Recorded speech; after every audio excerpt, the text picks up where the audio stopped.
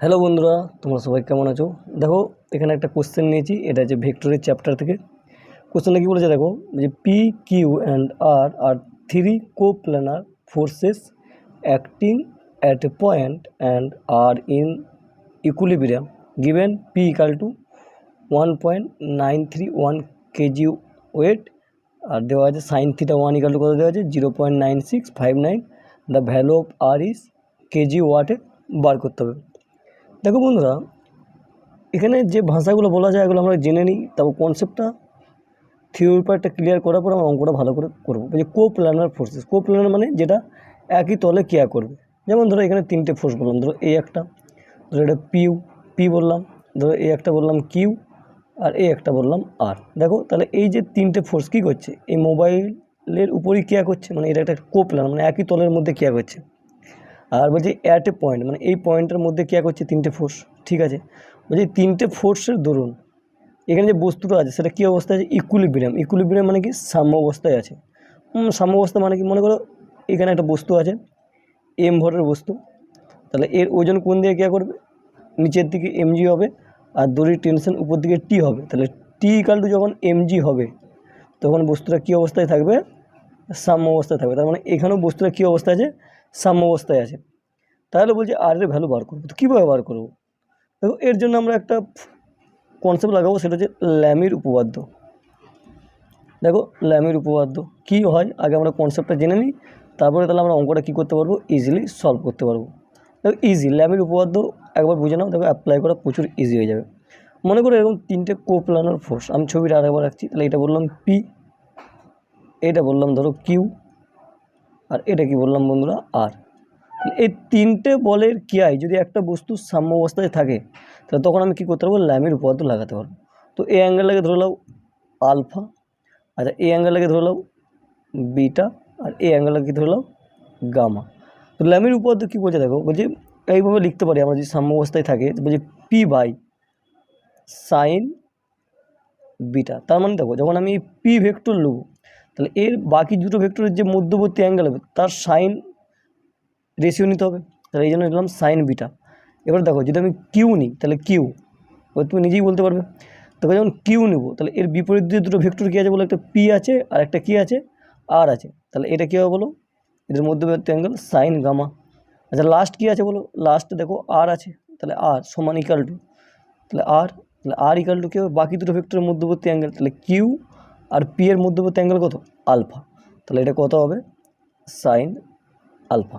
তাহলে এই ফর্মুলাটা যদি আমরা অ্যাপ্লাই করি তাহলে এই অঙ্কটা অনেক ইজিলি সলভ হয়ে যাবে। কীভাবে সলভ হয়ে যাবে দেখো, দেখো বন্ধুরা এইটা কী দেওয়া আছে বলো, এই অ্যাঙ্গেলটা থিটা ওয়ান, এটা কত ডিগ্রি 150 ডিগ্রি, আর এটা কি থিটা টু। আর এখানে একটা বলে দেওয়া আছে যে সাইন থিটা ওয়ানের ভ্যালু 0.96 কত দেওয়া আছে বলো, 59।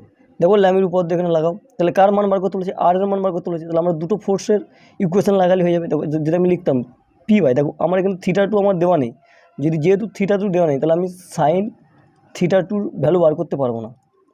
তার মানে আমার এই থিটা টু আমার যাওয়ার দরকার নেই। তাহলে আমি যখন এই পি ফোর্সটাকে নেবো, এই পি ফোর্সটা, তাহলে পি বাই, তাহলে পিটাকে নিলাম, আচ্ছা পি বাই, তাহলে এই যে যখন এই ভেক্টরটা নেবো তাহলে এদের বিপরীত অ্যাঙ্গেল এটা নেবো, তাহলে থিটা ওয়ান, তাহলে নিচে কী নেবো বলো, সাইন থিটা ওয়ান, ঠিক আছে। আচ্ছা এটা আর আছে, তাহলে আর বাই, আর লিখলাম। আর যখন আর নেবো তাহলে এটা আর ভেক্টর হবে, তাহলে এর বিপরীত অ্যাঙ্গেল নেবো কত ডিগ্রি, দেখো 150 ডিগ্রি আছে, তাহলে সাইন কত ডিগ্রি নেবো বলো, 150 ডিগ্রি। দেখো বন্ধুরা এতটা পর্যন্ত কোনো প্রবলেম নেই। দেখো এবারে যে পি এর যে ভ্যালু দেওয়া আছে, আচ্ছা পি এর ভ্যালু কত দেওয়া আছে, পি এর ভ্যালু দেওয়া আছে দেখো 1.9318, তাহলে পি এর ভ্যালু বস করাও 1.9318, আচ্ছা divide by sine theta one. দেখো যেহেতু এখানে থিটা ওয়ানের ভ্যালু দেওয়া নেই তাহলে পুরো সাইন থিটা ওয়ানের ভ্যালুটা এই কারণে দেওয়া আছে এখানে। তাহলে এটা কত দেওয়া আছে বলো, 0.9659 ইকাল টু আর বাই সাইন 150 যে মান হয় সেটা কত হবে, হাফ হবে। দেখো কীভাবে বলো সাইন 150 মান হাফ, দেখো সাইন 150 মানে লিখতে পারি সাইন কত ডিগ্রি বলো, 180 মাইনাস 30 ডিগ্রি, আর 180 মানে সেকেন্ড কোঅর্ডিনেট, মানে এটা 90 ডিগ্রি, এটা 180 আর মাইনাস 30 মানে সেকেন্ড কোঅর্ডিনেট পড়ে গেলাম। যেহেতু এটা 180 আছে মানে সাইনই থাকবে, তাহলে এটা কত ডিগ্রি চলে যাবে বলো, সাইন 30 ডিগ্রি আর সাইন 30 ডিগ্রি ভ্যালু কত হয় হাফ, তার মানে সাইন 150 ডিগ্রির ভ্যালু কত হবে হাফ হবে। তাহলে 2টা উপরে চলে যাবে, তাহলে এইবারে যদি 2টা উপরে চলে যায় তাহলে এটা আসতো 1.9318, আচ্ছা divide by 0.9659 equal to 2r divide by 1।